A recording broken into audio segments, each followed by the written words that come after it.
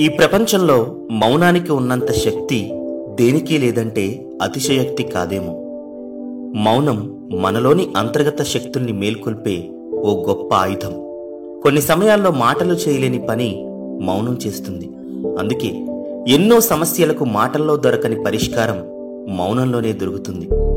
మాట జారితే బంధం తెగుతుంది.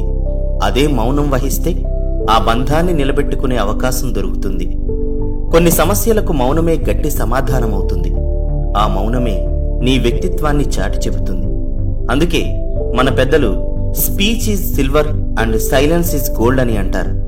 మొక్కలా మౌనంగా ఎదగడంలోని సత్యాన్ని గ్రహిస్తే చాలు, జీవితంలోని పరమార్థాన్ని గ్రహించినట్లే లెక్క.